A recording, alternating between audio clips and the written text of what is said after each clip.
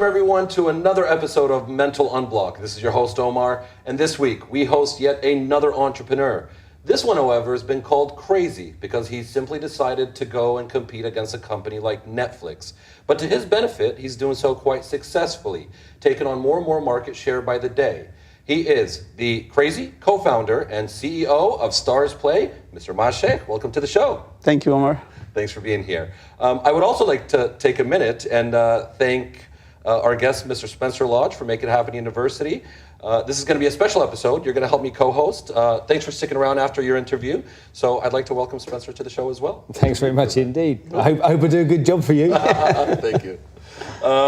Maaz, I'd like to, first of all, congratulate you guys. You've raised about $125 million in funding to date. So congratulations. Thank you. The question I have, are you guys partying like rock stars with that money? No, not really. Why not?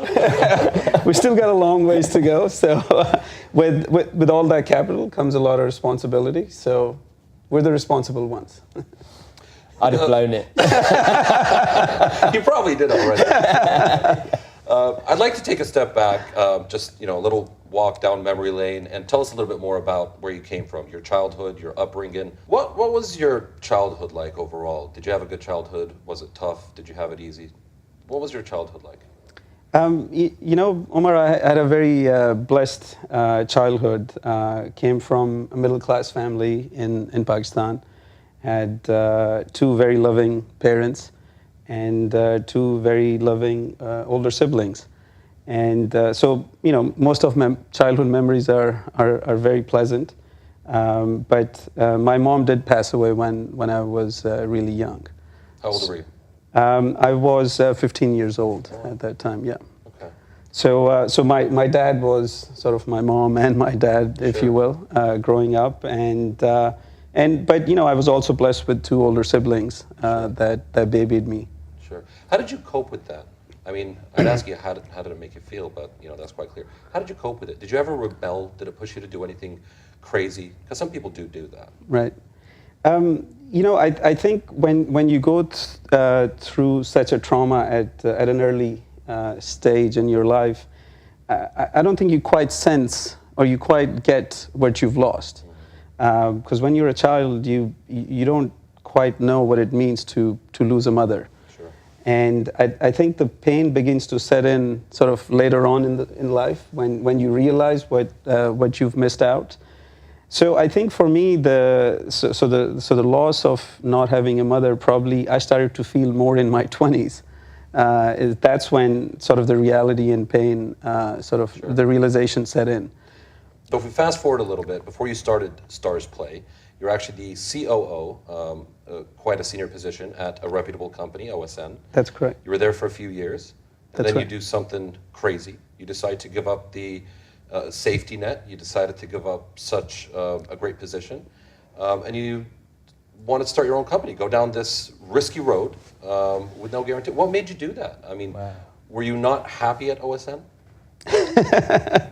So I'm looking for a real answer here. Did you see how he got uncomfortable there? I'm not sure what to answer that one.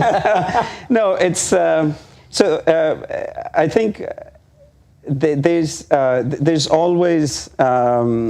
was always sort of a passion or a bug inside me to do something on my own and to do something bigger than just work for someone else for the rest of my life. I'd done two different startups in U.S. and before coming to Dubai again. So I'd done two startups. So I think it was somewhere in there that I did want to do and go back to doing a startup and building a business from zero and be able to say I was employee number 1 or employee number 4, that I had that in me. And then, there's always, I think, just like everyone else, we all have our, there's a little bit of pride, there's a little bit of ego, and there's a little bit of insecurity, and all of that mixed in. And so I was no different, So even though I was very fortunate to have a very good job at OSN, and in a lot of ways things were going really well. But in lots of other ways, there were things that were missing. And there was that insecurity in me that wanted to do more or prove or feel like I have a chip on my shoulder to to prove. And so I wish I could say that there was some big grand vision or a big grand plan. There wasn't. Unfortunately, there wasn't. But it was all sort of lots of mixed emotions. Sure. But I think it was primarily driven, ultimately it boiled down to the sort of the passion and those insecurities and having that chip on the shoulder that I need to prove something. Who are you trying to prove it to? I think, so for me, personally, I just felt like that I was always carrying a lot of dreams. I had all these sort of dreams from my whether it's be it my parents or my dad, and you feel like you're carrying this burden of things to prove and this burden of living these dreams. So it was definitely not to myself. I think it was more for people around me than anything else. And primarily, I would say my family. A lot of pressure in certain families, like when you come from certain parts of the world, whether you're Arabic, from Pakistan, India, the expectations tend to be quite high. And I found out from interviewing a few entrepreneurs that the primary reason why they do it is to prove a point to their family, that they want to make sure that they please the parents and they do right by the family. So that must have been a lot of pressure. What I'm really interested in knowing is, when you decided to actually leave, you decided to quit OSN and move on to start this crazy journey. How did you first get started? Did you have a plan in place? Was it well thought out? Or did you just kind of build as you went along? And tell me about financing it. How did you come up with the money to do this? So didn't have the full plan laid out. I think we had a certain vision that this is what we wanted to do, but along that vision we made so many different adjustments, and the idea itself evolved and got redefined over time. But just like it is the case with most successful journeys, if you're fortunate in this journey, luck will go your way and you'll meet some people that will help you shape this journey and make it successful. For us, it was very similar. Through my former boss, I was introduced to a very successful entrepreneur and an investor out of Stockholm, Sweden, and happened to have dinner with him in Copenhagen. I flew out there to meet him, just like you do. I had hundreds of meetings like this.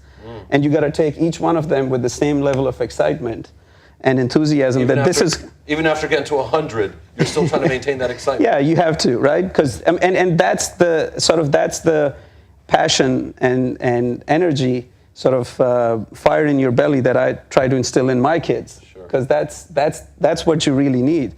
And so even after hundreds of meetings, we went to this dinner in Copenhagen, and we met this gentleman, Peter Eklund, and he loved the idea.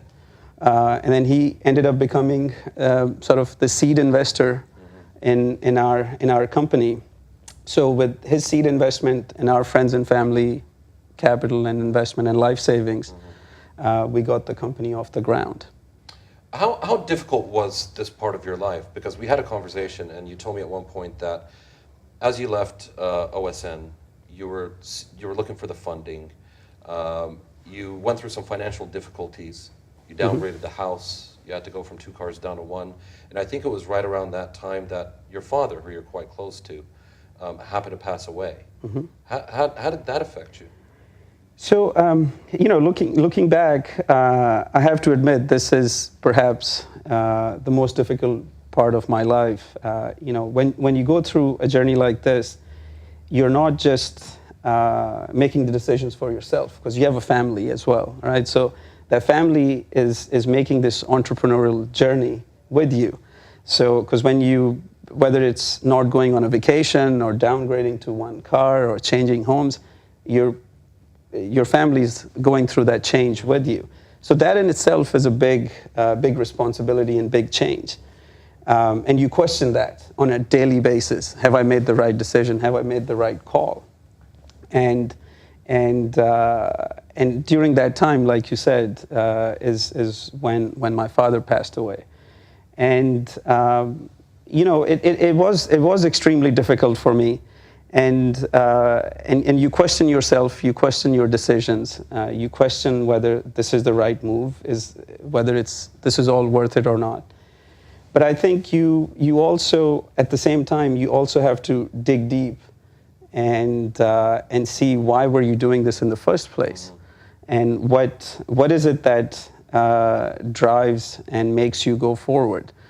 For some people, it might be a house. Some people, it might be just money, fame, power. Everyone has different motivations.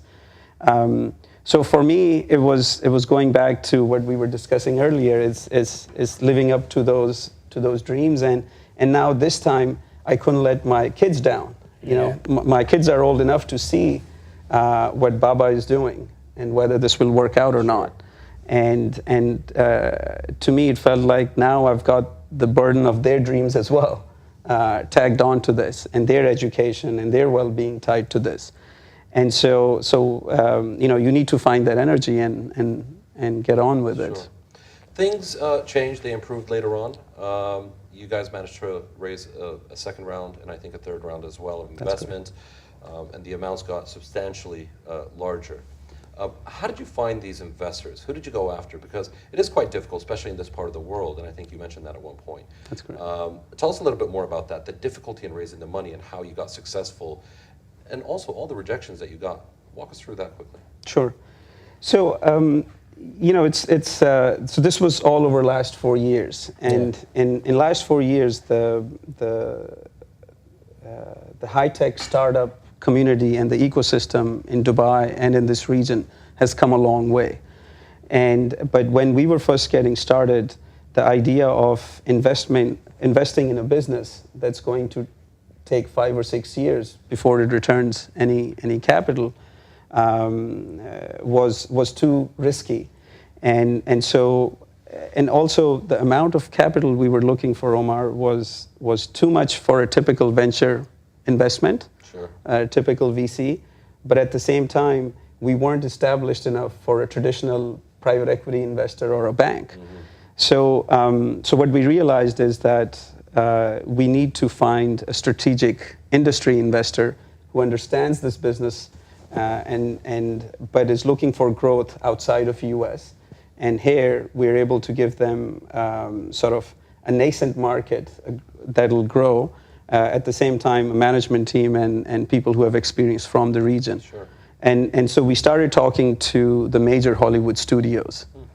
And we talked to several studios, and then we zeroed in on a relationship with Starz, Lionsgate.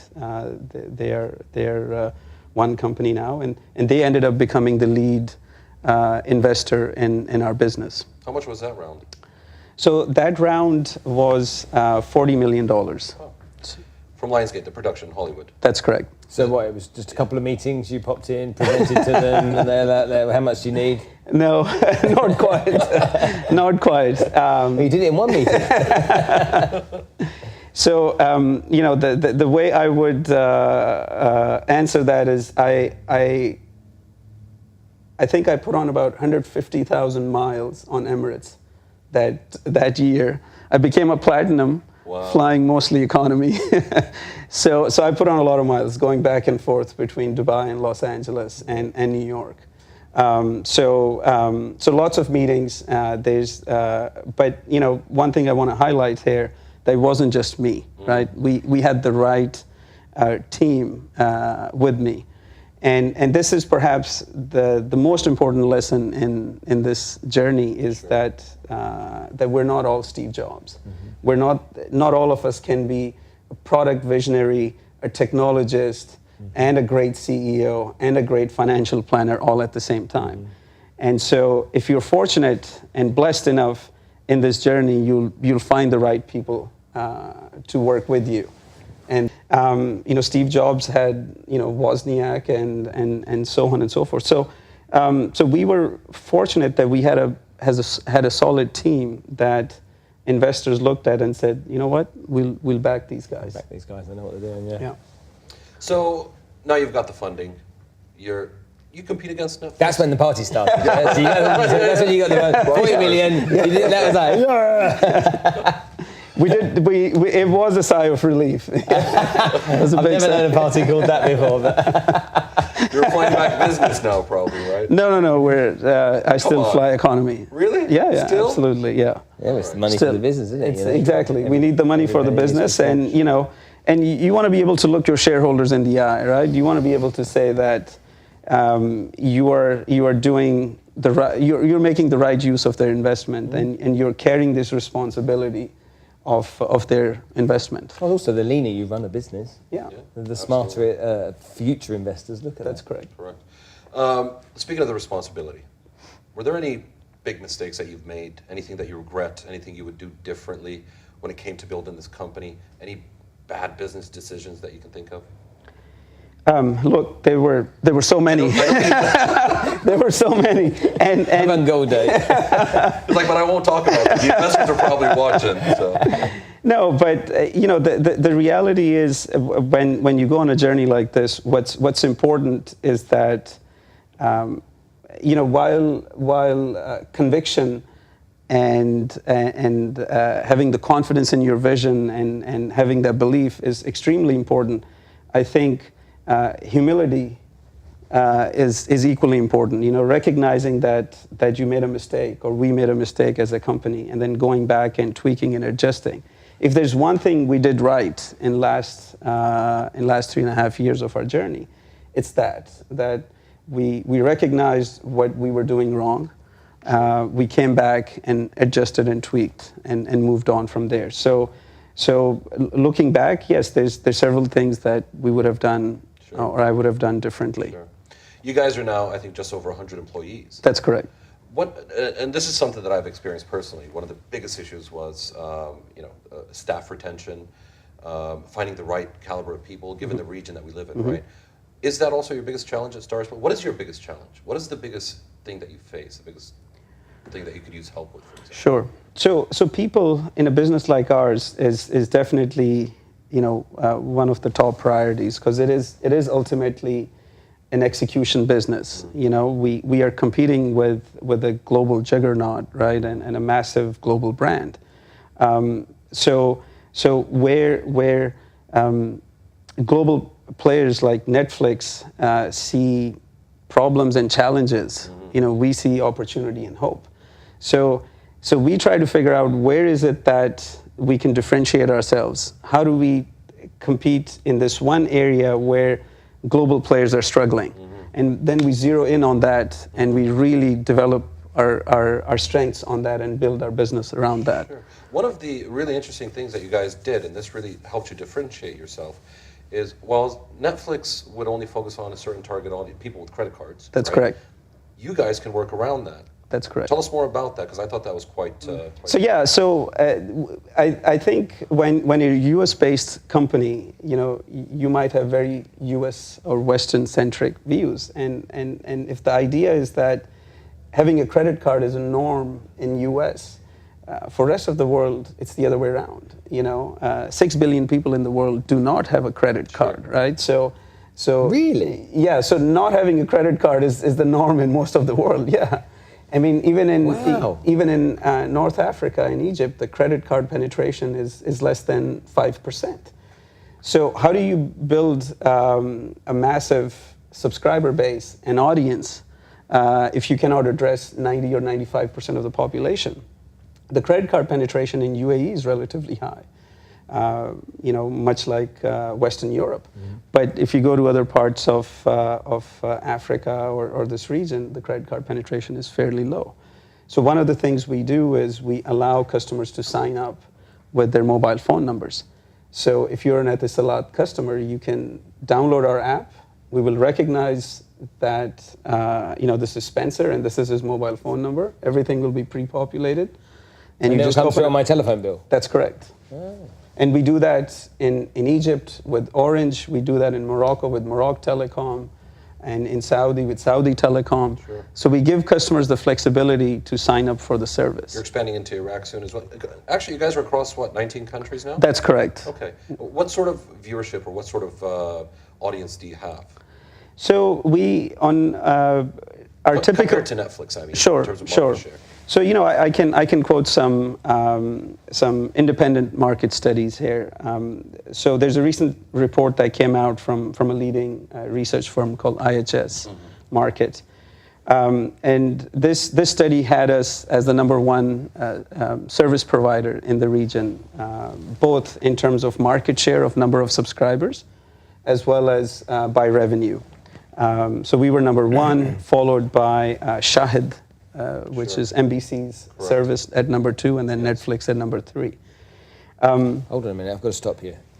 You've raised all this money, you're now number 1, and you still haven't had a party.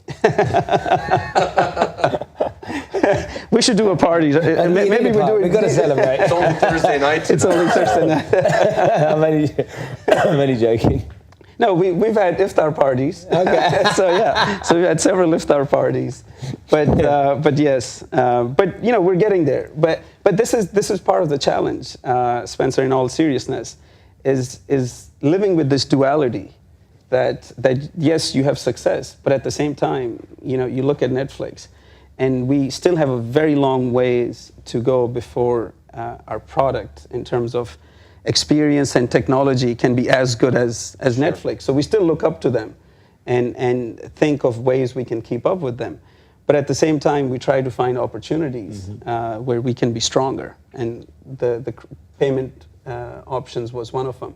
But I think part of the entrepreneurial or the startup challenge is always living with this duality. On one hand, it could feel like the toughest and the most difficult day of your life because you have funding challenges or you're trying to meet payroll, but a few months later it could be you could feel like on top of the world. And you just gotta average these ups and downs throughout every day of your life. And as a company, we go through the same thing, where we have to accept the success that we have, but at the same time, deal with the fact that we're still a very, very small player compared to Netflix. If you had to go back a few years and somebody told you that one day you would be competing against Netflix and maybe have a bigger market share, would you have believed it? Did you think that this was going to happen one day? No. It was... or Blockbuster. It would have been back then, wouldn't it? The local video store. I know who Blockbuster is. I'm old enough. No, I mean even before Blockbuster, because we had Blockbuster, they were the DVDs, and I think that before we had the independent video stores, so we're the same age, and you remember that, yeah? Yeah, of course. So, yeah. But crazy when you think about it, isn't it? How that's evolved and those businesses evolved. Why are you doing this? Are you doing it to make money? Are you doing this because you want to have a legacy? What is it? I like to think that there was some grand vision behind it, but to be honest, I never really had a really strong vision or a plan that this is why I personally want to do this. I think things sort of happened, and whether I was while I was at OSN, it just things evolved in a way that I said I want to do something different, and I do want to do something on my own. And then once you set on this journey and you've sort of burned all your boats and there's no way to go back, then you're in it, and then you just have to make it work. Sure. So I'm one of those that believes that sometimes we can waste a lot of time trying to figure out whether it's path A, B, or C. So I'm one of those that is not a big believer in picking which path you take, but it's more important what happens and what you do once you've chosen that path. Did you actually, this is a very interesting thing that you brought up. When you decided to quit working at OSN, did you think about how difficult it would be to actually get another seat? Because the more senior your position is, the less the pool out there for these jobs. Yeah. Did you give that some thought, or did you just jump? No, absolutely. You give it a lot of thought. How long did you think about this before you executed? 6 months. Okay. 6 months, and at least 6 months, and... Hold on, 6 months for this idea? No, Or 6 months I want to leave 6 months I want to leave. Oh, really? So that's not a very long period of time, is it, when you think about it? But it isn't really, is it? 6 months I want to leave. Okay, 6 months I want to go and start a business, and guess what? I know what I want, and I'm going to plot that out. Right. But to sit and think, 6 months, I've had enough of this, I want to try something else, but I've no idea what. Sure. Yeah. I think it's, in hindsight, looking back, you know, there were a lot of sleepless nights, right? You wake up in the middle of the night and sweating and thinking, you know, do I really want to do this?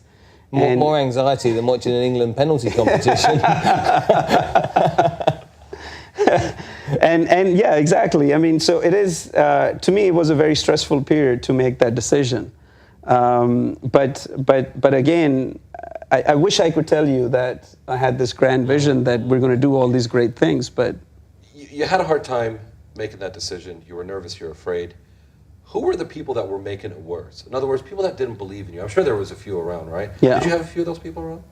Yeah, there were quite a few. My kids, my wife.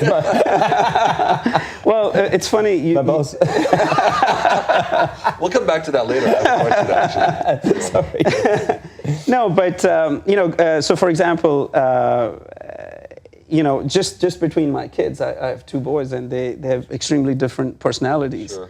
You know, the older one is very measured, very careful and cautious. He studies everything before he takes a single step. The younger one is more like me. You know, he takes an action and then thinks later. Yeah. And so it was interesting for me to listen to them. The older one was saying, you know, he was giving me stats on, Baba, do you know how many businesses get started every year? And 97 or 98% of them will fail within the first 12 months. Wow. And I'm like, where is he getting all these stats from? Whereas the younger one was completely different.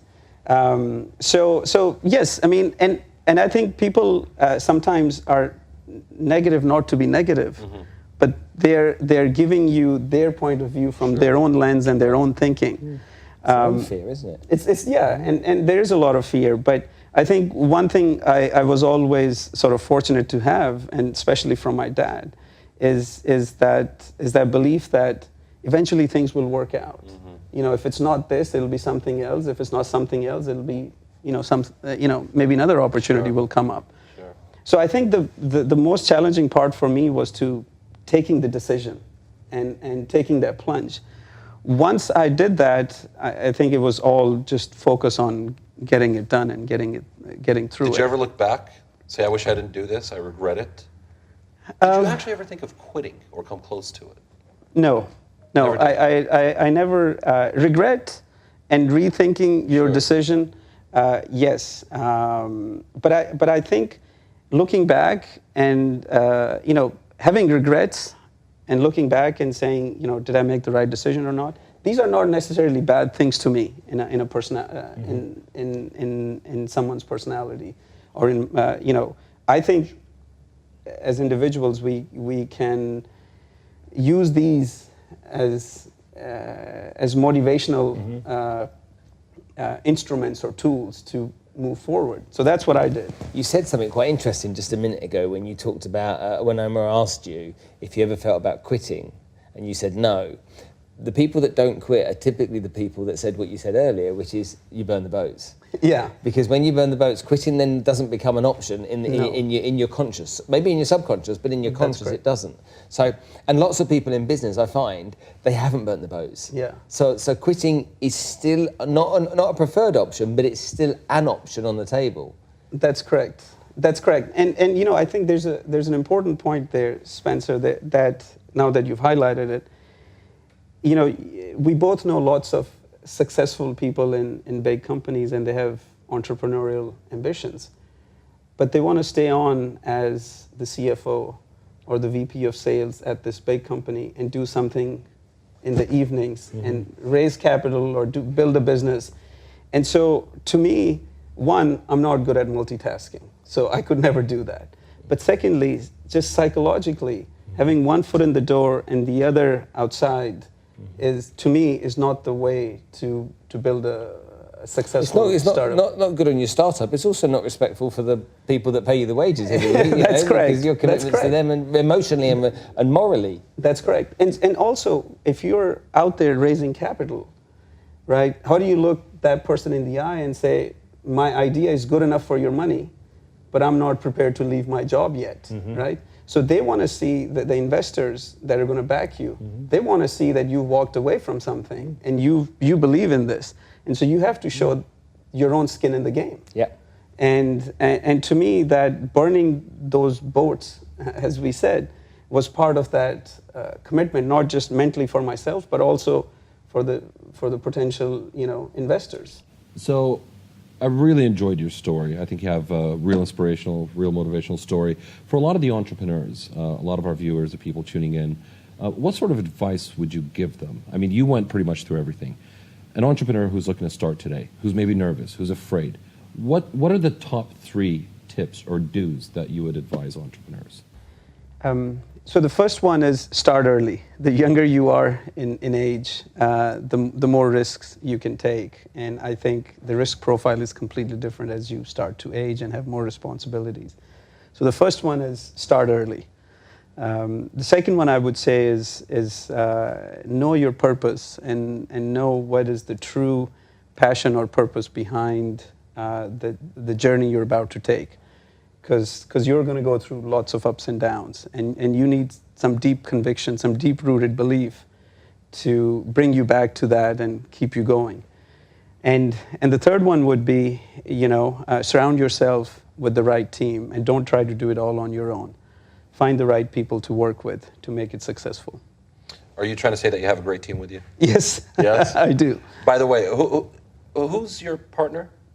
So we have, we had 2 teams that came together. So there was a team that came from OSN, ex-OSN employees, and then their team that came from Peter Eklund's side, who were working with Peter in the Nordic markets. So we're an unusual bunch in the sense that we had 5 people come together to take this company forward. And I was fortunate enough and blessed enough to have their trust and confidence where they said, okay, we'll see this guy as the CEO and follow him. So I'm fortunate that I was entrusted with this role. But we had 5 people that came together. As we wrap things up, I just wanted to ask you, and I want to get this on camera, if you were invited for a part 2, would you come? Absolutely. Great. And I'm also going to try to bring our cameras to your offices soon. We'll do a part 2 or a part 3 over there as well. Great. Can I ask one last question? Absolutely. When you do have a party, can I come? Absolutely. You'll be the first one invited to it. And we'll do it at Burj Khalifa. Perfect. Well, there you have it, guys. Thank you very much, Maaz, for being on the show. I'd also like to thank our co-host today for sticking around after the interview. Spencer, thank you very much for being here. And until next episode, guys, this is your host, Omar, from Mental Unblock. We'll see you at the next episode.